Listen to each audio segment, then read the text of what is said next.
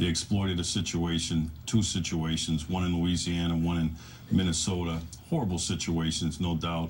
But again, you know, especially the commander-in-chief opens his mouth and he sticks his foot in it. He starts exploiting things that just don't exist. He has no evidence or data or research to support any disparate treatment by the American police officer, and that's the thing I'm talking about.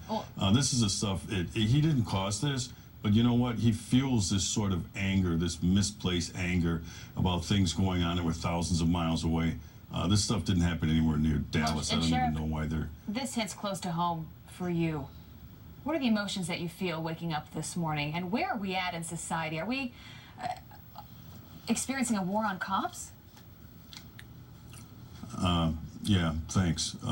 You know, I said that now going on almost 2 years ago, that war had been declared on the American police officer. Probably said it on your program after the two of New York's finest were gunned down in their cruiser by an individual who claimed to be making amends for Mike Brown in Ferguson, Missouri. Some people thought that that was a little over the top, and I said war had been declared. War had been declared, but the American police officer knows it has. This is just another ugly chapter in that war. David, you're obviously looking at, as the sheriff of Milwaukee County, you're looking at these types of situations, a coordinated attack, clearly, waiting on some sort of mass gathering, you know, coordinated, waiting on a mass gathering of individuals, waiting to gun down police. How can you prepare for something like that? And do you think that we're going to see more of these types of attacks? Well, I would hope not, but you can't prepare for an ambush like that. We've seen law enforcement officers ambushed. One happened not too long ago in Houston. We was just filling up his cruiser with gasoline, and then, like I said, the ones in NYPD. Those aren't the only three, but you can't prepare for that ambush. I mean, we understand the dangers inherent in this sort of work, but when somebody's going to set you up to ambush you, there's really not much you can do. Sure. You mentioned the President of the United States.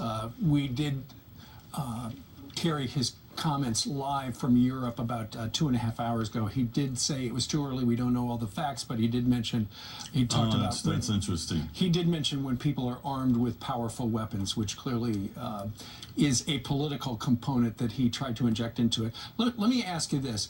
What does it say, though, given the fact that one of the fella who was cornered and shot himself rather than be taken alive said the end is coming and he's going to try to hurt as many cops as he possibly can?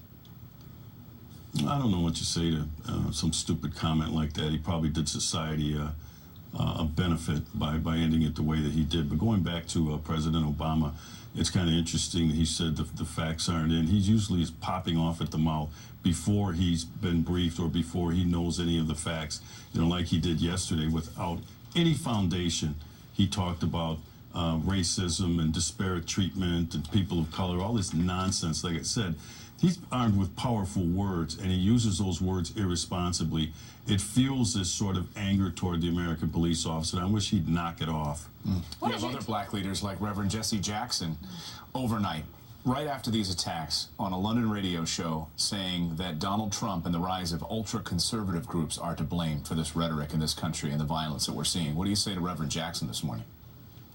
I say nothing to Reverend Jackson. Reverend Jackson's another one of these blowhards whose time has passed and he's still trying to stay relevant, and so he talks like that. But I'll tell you right now, nobody in the country that's running for president right now, and there's only two people left, has stood behind and beside the American law enforcement officer like Donald Trump. I cannot wait till January 20th, I believe, 2017, when President Obama leaves the White House for the last time. And my hope, I pray, that Donald J. Trump becomes the next commander-in-chief, because we need a president who's going to stand beside us and support us all across the country, unambiguously, by the way. And we know we're not going to get that out of Mrs. Bill Clinton. I think the saddest day for law enforcement will be if she were to become the president of the United States. Sheriff,